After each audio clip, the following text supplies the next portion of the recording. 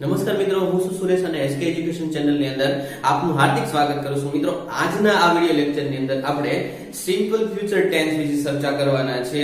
અને મિત્રો, અગાઉના વિડિયો લેક્ચર ની અંદર આપણે simple present tense, simple past tense, present continue tense, past continue tense, past perfect and present perfect વિશે ચર્ચા કરી છે. તો હવે આ લેક્ચર ની અંદર છે આપણે સિમ્પલ ફ્યુચર ટેન્સ વિશે ચર્ચા કરવાના છે. તો સિમ્પલ એટલે કે સાદો અને ફ્યુચર એટલે કે ભવિષ્ય અને ટેન્સ એટલે કે કાળ. સાદો ભવિષ્ય કાળ.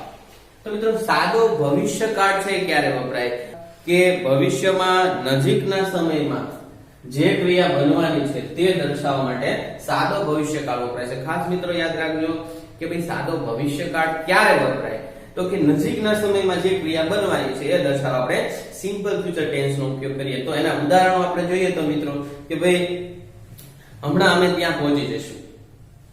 ગઈકાલે અમે આવતીકાલે અમે રાજકોટ જઈશું. આવતીકાલે હું મારા મિત્રને મળીશ. આવતા રવિવારે અમે નવી કાર ખરીદીશું. તો હવે ભવિષ્યમાં જે કોઈ આપણે ક્રિયા કરવાના છે એ દર્શાવવા આપણે સિમ્પલ ફ્યુચર ટેન્સ નો છે ઉપયોગ કરી શકીએ છીએ. તો સૌપ્રથમ આપણે સેન્ટેન્સ પેટર્ન છે જોઈએ, વાક્ય રચના કે સાદા ભવિષ્યકાળની વાક્ય રચના શું છે. તો સેન્ટેન્સ પેટર્ન ની અંદર એની વાક્ય રચના જોઈએ તો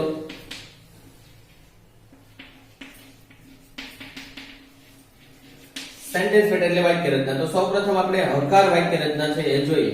તો હકાર ની અંદર સૌપ્રથમ આપણે સબ્જેક્ટ એટલે કે કર્તા લેશું. ત્યાર પછી હેલ્પિંગ વર્બ તરીકે શેલ અથવા તો વિલ. ખાસ યાદ રાખજો, શેલ અથવા તો વિલ પ્લસ ક્રિયાપદનું V1 એટલે કે મૂળ રૂપ. ત્યાર પછી ઓબ્જેક્ટ પ્લસ અધર વર્ડ્સ એટલે કે અન્ય શબ્દ. હવે મિત્રો ખાસ કે શેલ ક્યારે વાપરવું અને વિલ ક્યારે વાપરવું તો કે I અને V સાથે આપણે શેલ અને વિલ બંને વાપરી શકીએ છીએ. બંને વપરાય છે. જ્યારે he, she, it, you, they આ બધાની સાથે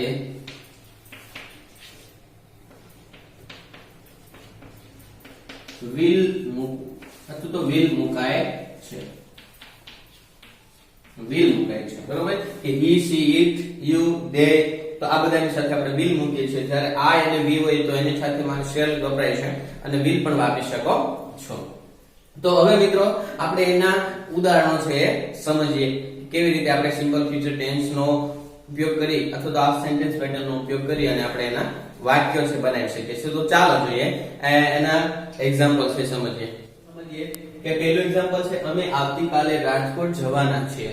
તો આવતીકાલે જવાના છે એટલે ભવિષ્ય દર્શાવે છે, બરોબર. નજીકના ભવિષ્યકાળની આપણે ક્રિયા દર્શાવવાની હોય ત્યારે આપણે સિમ્પલ ફ્યુચર ટેન્સ નો ઉપયોગ કરીએ છીએ. તો સિમ્પલ ફ્યુચર ટેન્સ માટે તમારે ખાસ એ કાળને રેકોગ્નાઇઝ કરવા માટે શેલ અથવા તો વિલ પ્લસ V1 હોય એટલે કે ક્રિયાપદનું મૂળરૂપ હોય ત્યારે વપરાય છે.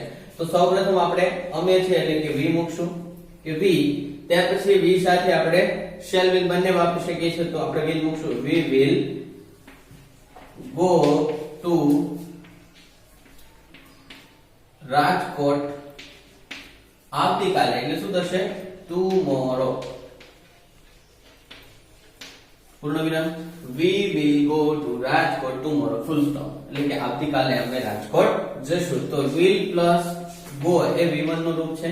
તો આમ તમે આને ઓળખી શકો છો કે આ સિમ્પલ ફ્યુચર ટેન્સ નું સેન્ટેન્સ છે. આવતીકાલે નવી કાર ખરીદીશ. તો અહીંયા હું એક સબ્જેક્ટ છે આપણો એટલે એના માટે આપણે I મૂકશું. પછી I સાથે છે આપણે will અથવા તો shall બંને વાપરી શકીએ છીએ. will અથવા તો shall બંને વાપરી શકીએ.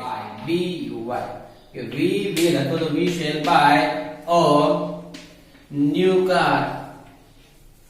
આવતીકાલે તો કે tomorrow. I will buy a new car tomorrow અથવા તો I shall buy a new car tomorrow. આવતીકાલે હું નવી કાર ખરીદીશ. ત્યાર પછી થર્ડ એક્ઝામ્પલ છે રાજ આવતા અઠવાડિયે તેના ઘરે જશે. તો રાજ છે અહીંયા કરતા છે તો રાજ સાથે આપણે શું વાપરશું ડેફિનેટલી will વાપરશું કે Raj will go to his home next week. Next week એટલે આવતા અઠવાડિયે કે આવતા અઠવાડિયે રાજ છે એ તેના ઘરે જશે. તો મિત્રો ખાસ આ સિમ્પલ ફ્યુચર ટેન્સ ને તમે સેન્ટેન્સ પેટર્ન એટલે કે વાક્ય રચના દ્વારા તો ઓળખી શકો છો. સાથોસાથ ફ્યુચર ભવિષ્ય દર્શાવતા છે એ સેન્ટેન્સ નો ઉપયોગ પણ છે તમે કરી શકો છો અને ઓળખી શકો છો. ફોર એક્ઝામ્પલ છે ટુમોરો, બીજું છે નેક્સ્ટ, અહીંયા વીક હોય, મંથ હોય અથવા તો યર. ત્યાર પછી છે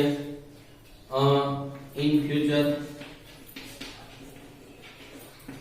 બરોબર, વગેરે વગેરે શબ્દો છે એ તમે સિમ્પલ ફ્યુચર ટેન્સ ની અંદર યુઝ કરી શકો છો. અને મિત્રો બીજો એક પણ ખાસ સાદા ભવિષ્યકાળનો છે ઉપયોગ થાય છે જે આપણે સમજીએ કે જ્યારે વાક્યની અંદર તમને if અથવા તો unless ખાસ કોમ્પિટિટિવ એક્ઝામ ની અંદર પૂછાય છે, સ્પર્ધાત્મક પરીક્ષાઓની અંદર પૂછાય છે અને વિદ્યાર્થી મિત્રો ખાસ આપણને પણ ખાલી જગ્યા સ્વરૂપે જ્યારે વાક્ય આપ્યા હોય અને કાળનો ઉપયોગ કરવાનો ત્યારે if અને unless વાળા જ્યારે વાક્ય હોય તો પ્રથમ વાક્ય જ્યારે સાદા વર્તમાન કાળમાં હોય તો બીજું વાક્ય છે હંમેશા કેમાં આવશે? સાદા ભવિષ્ય કાળમાં. તો એનું આપણે if વાળો એક એક્ઝામ્પલ છે. પેલા જે વાત કરી એમ કે if અને unless છે એની અંદર આપણે પણ સિમ્પલ ફ્યુચર ટેન્સ નો ઉપયોગ થાય છે. તો if અને unless વાપરવા માટે ખાસ કોમ્પિટિટિવ એક્ઝામ ની અંદર પૂછાય છે અને ખાલી જે સ્વરૂપે પણ પૂછાય છે કે આપણે પહેલા જે વાત કરી એમ તો if છે એ if પછી એક વાક્ય આવશે અને ત્યાર પછી અલ્પવિરામ અને ત્યાર પછી બીજું વાક્ય કેમાં હશે? સાદા ભવિષ્યકાળમાં. શેમાં હશે? સાદા ભવિષ્યકાળમાં. જ્યારે પ્રથમ સેન્ટેન્સ શેમાં હશે? સાદા વર્તમાન કાળમાં. બરાબર. અહીંયા if અથવા તો તમે unless પણ યુઝ કરી શકો છો. બરાબર. જો અને તો, બરાબર, જો નહીં તો નહીં unless નો ઉપયોગ કરી શકો છો અને if નો જો અને તો. તો સૌપ્રથમ આપણે if નો ઉપયોગ કરીએ તો સાદા વર્તમાન કાળનો સેન્ટેન્સ મૂકીએ if Dhoni plays well, India will win the match. કે if ધોની પ્લે વેલ કે જો ધોની સારું રમશે તો ઇન્ડિયા મેચ જીતશે. તો પહેલું વાક્ય છે એ સાદા વર્તમાન કાળમાં છે જ્યારે બીજું વાક્ય છે એ કેમાં હશે? સાદા ભવિષ્યકાળમાં. બીજું પણ વાક્ય એક જોઈએ. if you works hard you will get good marks in exam. if you work hard, જો તમે સખત મહેનત કરશો તો you will get good mark in exam, તો તમે પરીક્ષામાં સારા માર્ક મેળવી શકશો. તો મિત્રો આમ તમે if અને unless નો ઉપયોગ કરી એ પણ આપણે સાદા ભવિષ્યકાળનો છે એની અંદર ઉપયોગ થાય છે. પહેલું વાક્ય છે, ફરીવાર ખાસ યાદ રાખજો કે પહેલું વાક્ય છે સાદા વર્તમાન કાળમાં છે જ્યારે બીજું વાક્ય કેમાં હશે? સાદા ભવિષ્યકાળમાં. તો મિત્રો ખાસ સાદા ભવિષ્યકાળ વિશે તમને ખ્યાલ આવ્યો હશે. તો હવે આપણે થોડીક ખાલી જગ્યાઓ છે સાદા ભવિષ્યકાળની છે જોઈએ કે યોગ્ય વર્બ ફોર્મ ઉપયોગ કરી અને કેવી રીતે આપણે એની ખાલી જગ્યા પૂરી શકીએ છીએ. તો ચાલો જોઈએ એની ખાલી જગ્યાઓ. મિત્રો જોઈએ આપણે એની ખાલી જગ્યા. અહીં આપણે ચાર ઓપ્શન છે આપેલા છે, એમાંથી યોગ્ય ઓપ્શન છે ચૂઝ કરેક્ટ ઓપ્શન ચૂઝ કરી અને આપણે બ્લેન્ક્સ ની અંદર ફિલ કરવાનો છે. તો સૌપ્રથમ અહીં આપણે instruction છે જોઈએ કે fill in the blanks with proper option of verb using simple future tense. એટલે કે સાદા ભવિષ્યકાળનો ઉપયોગ કરી અને યોગ્ય વર્બ નો ઓપ્શન છે તમારે ખાલી જગ્યામાં પૂરવાનો છે. તો પહેલું સેન્ટેન્સ છે we ખાલી જગ્યા the sun temple tomorrow.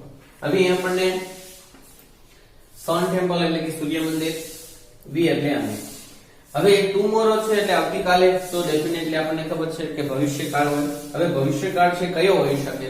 તો કે અહીંયા આપણને એક ઓપ્શન છે will visit. તો આપણી સિન્ટેક્સ પેટર્ન શું છે? શેલ અથવા તો will પ્લસ V1 એટલે વર્ગનું મૂળ રૂપ. તો અહીંયા શેલ અથવા તો will બેમાંથી શેલ છે will છે, તો અહીંયા visit એ V1 છે, તો અહીંયા આપણો આન્સર શું આવશે? will visit. પણ બાકીના ચાર ઓપ્શન કેમ નથી આવતા? તો કે visited એ આપણું V3 અથવા તો V2 નું રૂપ છે, તમે લઈ શકો છો. was visited છે, તો was visited ક્યારે આવતું જ નથી, કેમ કે was સાથે છે એ VING રૂપ આવે, એટલે આ પણ આવતો નથી. will be visited, તો will be visited પણ આવી શકે નહીં, will be visiting આવી શકે, ચાલુ ભવિષ્યકાળ હોય તો રાઈટ આન્સર શું છે આપણો? will visit the sun temple tomorrow, એટલે કે અમે આવતીકાલે સૂર્ય મંદિરની મુલાકાત લેશું. ત્યાર પછી છે સેકન્ડ એક્ઝામ્પલ છે they ખાલી જગ્યા new home next week. તો અહીંયા આપણને નેક્સ્ટ વીક એટલે આવતા અઠવાડિયે સિમ્પલ ફ્યુચર નું રૂપ છે ગોતવાનું છે. will bought એ પણ આવતું નથી, કેમ કે bought એ ભૂત કૃદંત અથવા તો ભૂતકાળનું રૂપ છે, અથવા V2 અથવા તો V3 નું રૂપ છે. ત્યાર પછી shall buy છે અહીંયા આપણું shall છે અને buy છે તો V1 છે, તો આ છે, પણ અહીંયા ધ્યેય છે તો ધ્યેય સાથે shall આવે નહીં. ત્યાર પછી બી ઓપ્શન છે, તો કે will buy, તો will છે ધ્યેય સાથે will આવે તો કે હા, તો ઓપ્શન નો જવાબ છે મળી ગયો will buy. હવે બી છે is buy એ ક્યારે આવે નહીં, is buying આવે ચાલુ વર્તમાન કાળ હોય તો મિત્રો ખાસ તમને અમારો આ વિડિયો ગમ્યો હોય તો એને એક ચોક્કસ લાઈક કરજો, સબસ્ક્રાઇબ કરજો અને અન્ય મિત્રો સાથે શેર કરજો. સાથોસાથ ભૂલતા નહીં એક વસ્તુ, બેલ આઇકનની ઘંટડી દબાવી દેજો, જેથી કરીને આવનાર અમારા નોટિફિકેશન તમને મળતા રહે. ફરી મળશું નવા વિડિયો સાથે, ત્યાં સુધી જય હિન્દ જય ભારત.